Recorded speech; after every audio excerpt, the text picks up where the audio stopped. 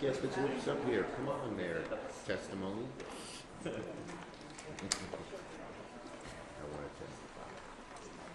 Welcome. In this country, our most fundamental right is the right to vote. Our friend and colleague, the late John Lewis, said that the right to vote is the most powerful, nonviolent tool we have to create a more perfect union. I'm honored to introduce a bill bearing the name of John Lewis today, a bill that would preserve and protect the voting rights of all Americans. As we approach the 59th anniversary of the Bloody Sunday, this bill honors the legacy of John Lewis and those who marched and fought and died to protect the right to vote in America. This bill was written after the Supreme Court decimated the Voting Rights Act in 2013.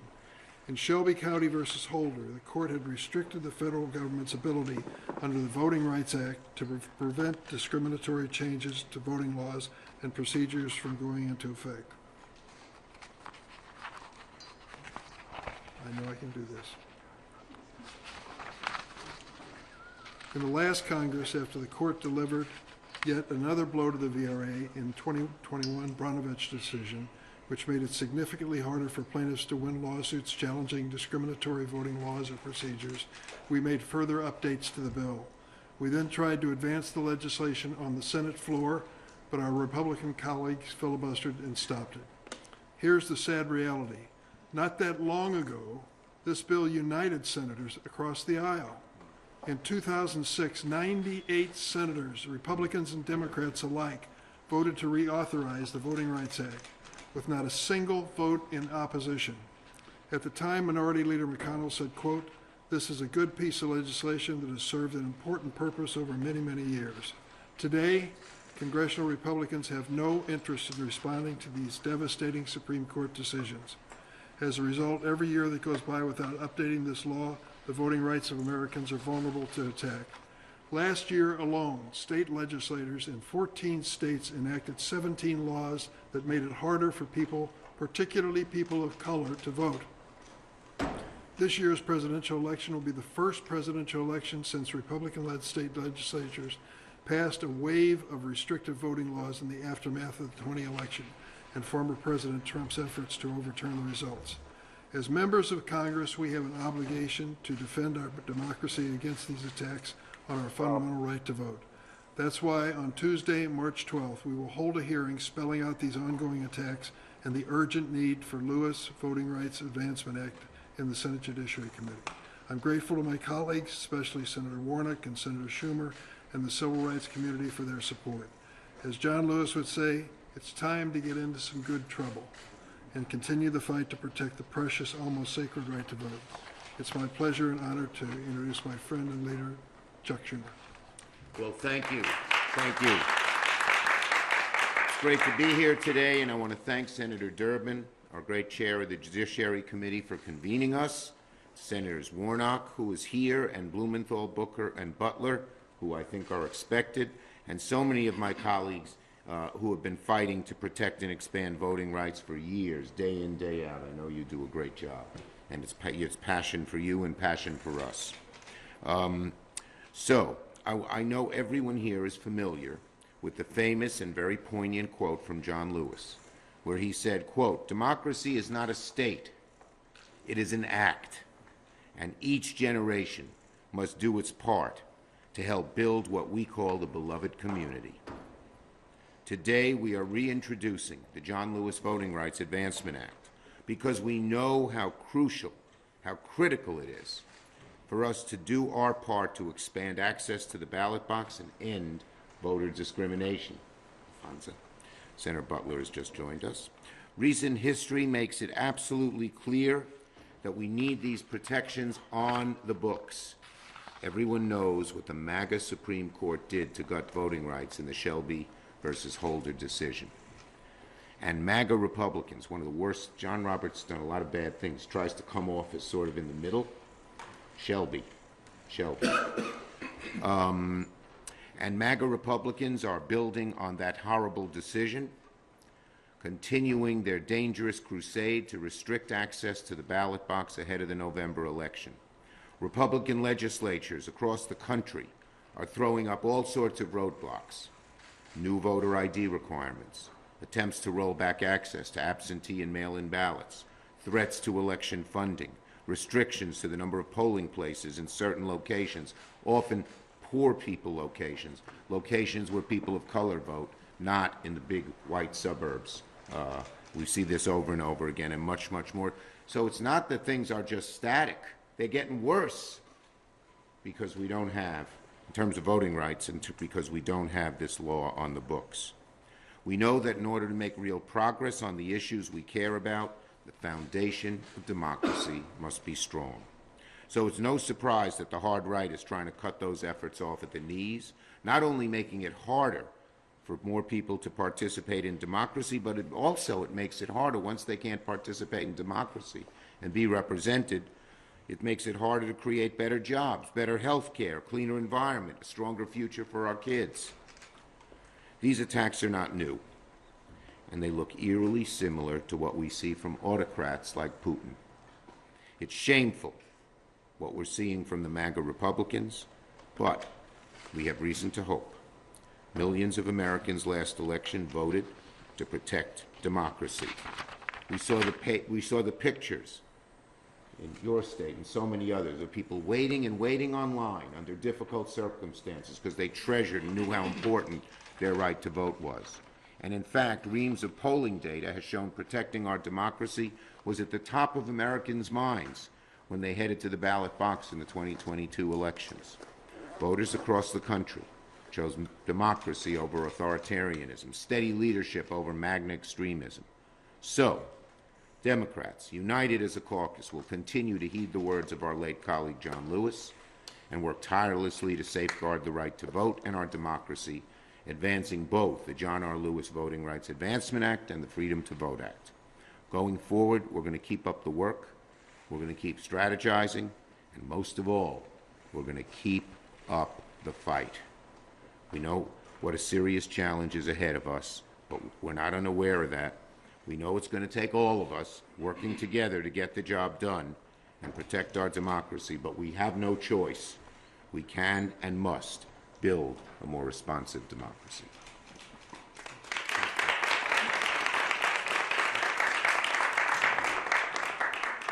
From Georgia, Senator Warnock. We are summoned here and inspired by the spirit of John Lewis, who taught all of us how to get in good trouble. I had the honor of serving as his pastor. Some may be asking, why are we reintroducing the John Lewis Voting Rights Advancement Act? We're in a divided Congress. We ran into barriers getting this done when we had both houses. The answer is John Lewis. I think about John Lewis crossing that Edmund Pettus Bridge. He didn't have any reason to think that he could win. Brutality on the other side of that bridge. But with a trench coat on his back and commitment in his heart, he kept marching. You never know when you get to bend that arc. So we continue to raise this issue. The Supreme Court did us a terrible disservice, the American people, a terrible disservice in the decision of Shelby versus Holder. The late Ruth Bader Ginsburg was correct when she said getting rid of free clearance is like getting rid of your umbrella in the middle of a rainstorm because you're not getting wet. And her words proved to be truer than we could have imagined. It is raining, torrential rains, in Georgia and all across our country. I've seen this up close, Georgia's terrible SB 202. This is not theoretical stuff. This impacts the ability of everyday, ordinary people just to vote. I think about Dolores Flanagan, a woman from Cobb County, Georgia. She works a 12-hour shift as an emergency medical technician, 12 hours a day. But because she is a patriot, because she is a committed citizen, she wanted to make sure she voted. So she would vote by mail. She requested her vote by mail ballot, but was not able to vote by mail because the officials in Cobb County didn't get her ballot to her in time. Well, SB 202 shorten the time that you have for vote by mail, because they saw us show up with power through vote by mail. And so because Dolores Flanagan could not vote by mail, she said, well, I'll vote early. And so she went to vote early. And she found herself standing in line for 2 hours. That's not an accident either. They shortened the period for early voting, SB 202. So they made it harder to vote by mail for somebody like her working 12 hours a day. She then goes to vote early, has to wait 2 hours to vote. And remember, they made it hard for volunteers to even bring food and water while you're standing in the long line. And then in addition to that, we have voter challenges, SB 202. And this is an example of just the dozens of voter suppression bills and laws all across our country over the last several years. Any citizen in Georgia can challenge the eligibility of their other citizens. And so we've had 100,000 of such challenges, I believe, in 2022. The study came out to show that 89,000 of those 100,000 were put forward by 6 conservative activists. And so literally people show up to vote. They're ineligible and they don't even know it. One gentleman who had cancer had to go and sit through a hearing so that he could obtain and secure what he thought he had already taken care of when he went to register. And so we've got to get this done in the spirit and in the name of John Lewis, and because our democracy itself is at stake. So thank you so very much for being here. I believe that a vote is a kind of prayer for the world we desire for ourselves and our children, and our prayers are stronger when we pray together. Let's protect our sacred right.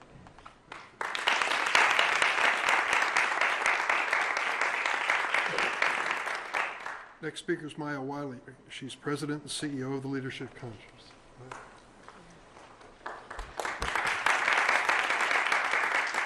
Thank you. I am excited.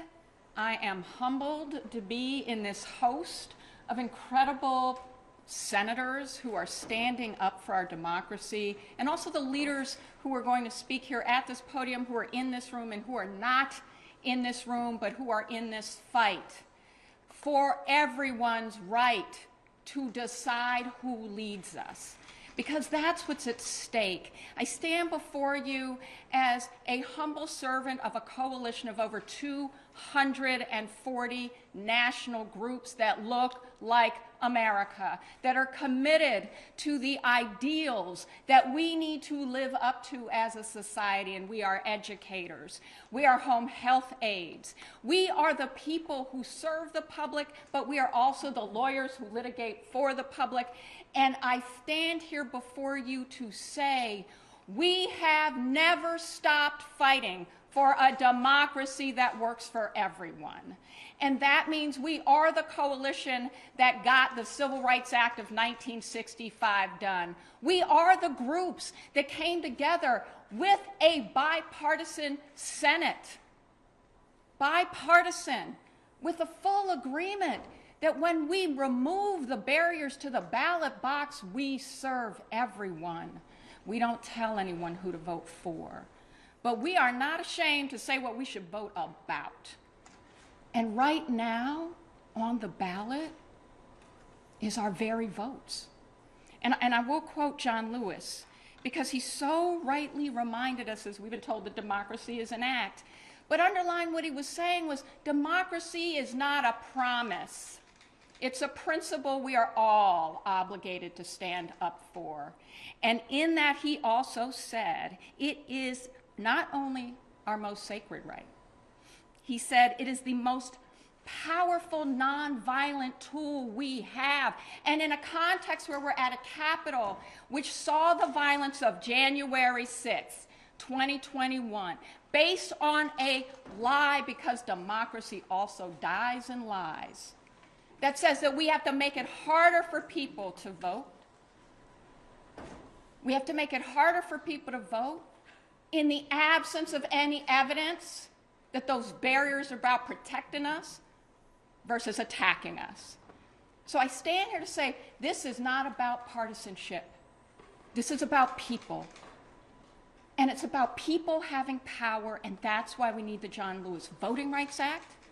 That's why we are excited but also outraged. And that's why we are working in communities across this country that look like all of us to say we are here until we get this done. We are proud to have powerful allies and leaders, and we don't stop until every last one of us can do what this democracy has promised us. Thank you.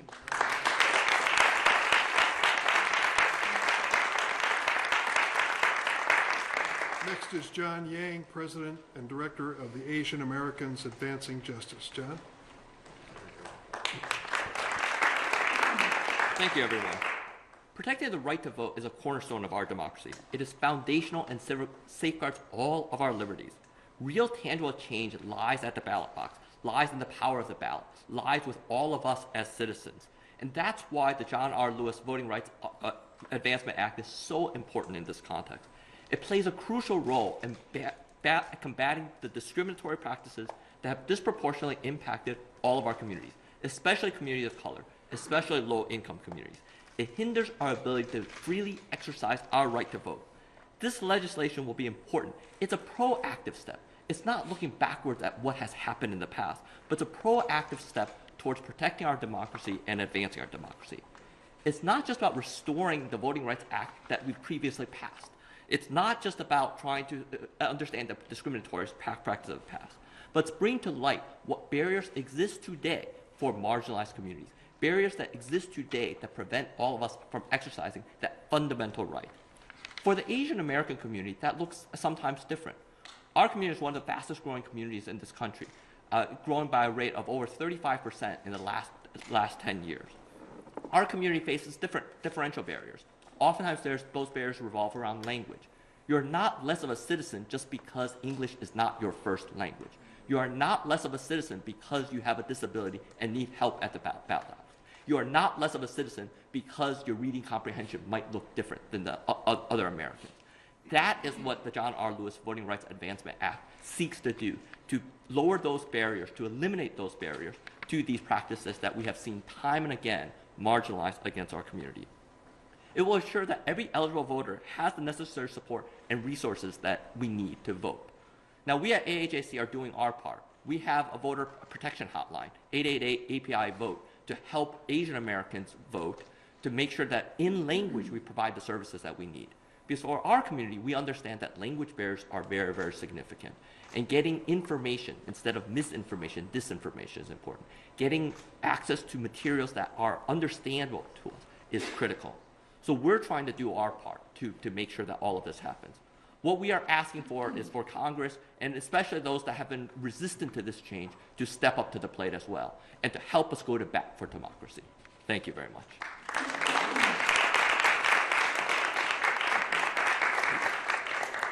Thanks, John. Next is Damon Hewitt, President and Executive Director of the Lawyers Committee for Civil Rights Under the Law. Damon?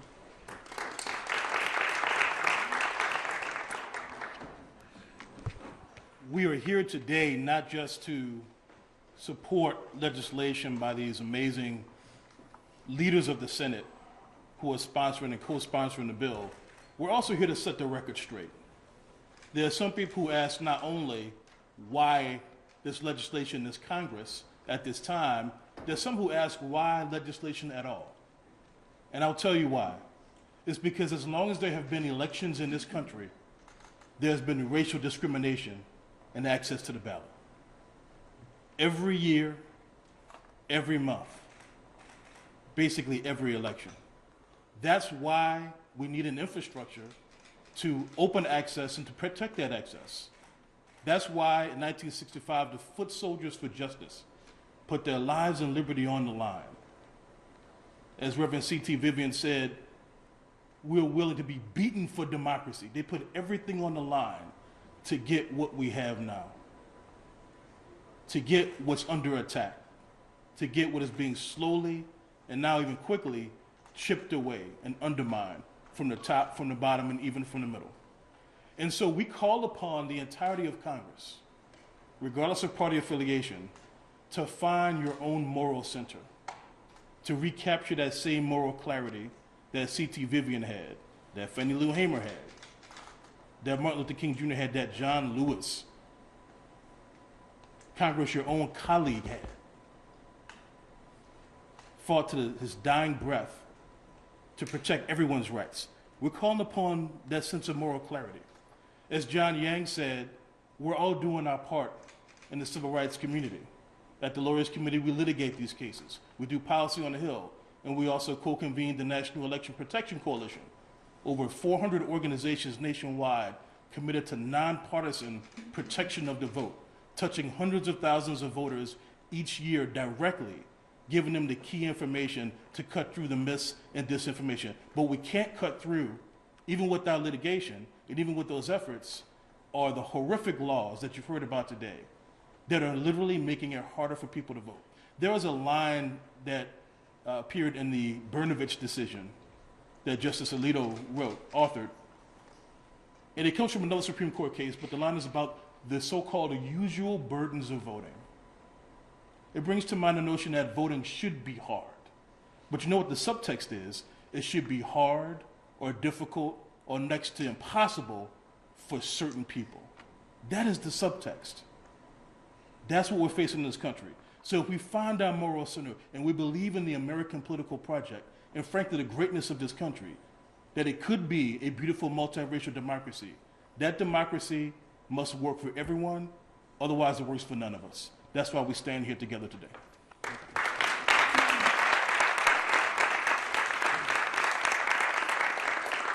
Our last speaker is Deirdre Schiffling. She's Chief Political and Advocacy Officer for the ACLU. Deirdre. Thank you. Good morning. It is an honor to stand here with all of these incredible leaders and champions to applaud the reintroduction of the John Lewis Voting Rights Act. This historic piece of legislation is not just a bill, it's a promise, it's a testament to the enduring spirit of a heroic civil rights leader who is the conscience of the Congress. Today's reintroduction is not merely a legislative milestone, it's a response. It's a response to an emergency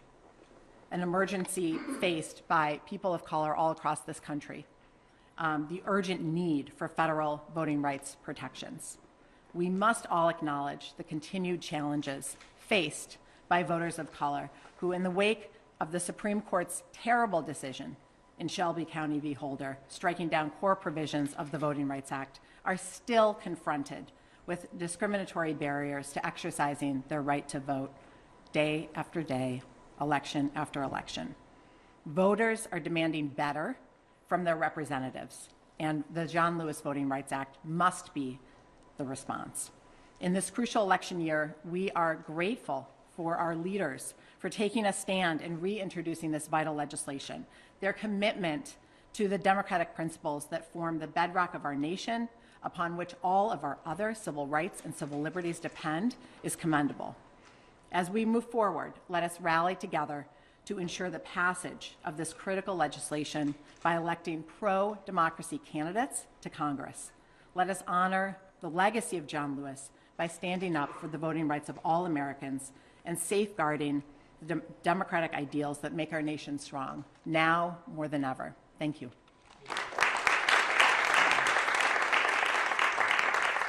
Before we take a question, I would just like to make a closing comment. There's a major city newspaper that has a motto, democracy dies in darkness. Maya Wiley says, democracy dies in lies. She's right too. But democracy also dies in silence. And if we don't step up and introduce this bill, hold a hearing in this room on March 12th, shame on us. We are not going to be quiet, we're going to be loud. John Lewis would ask it, nothing less of us. Any questions from the press? Yes. You had said during the last session you had made some updates to the legislation. Are there any changes in this reintroduction of this legislation and anything that will convince Republicans to even sign on board to this? I don't know about the second part. We've been making changes to respond to Supreme Court decisions, so we'd be glad to show you the specifics. Okay. Any other questions? If not, thank you all for coming. Appreciate it.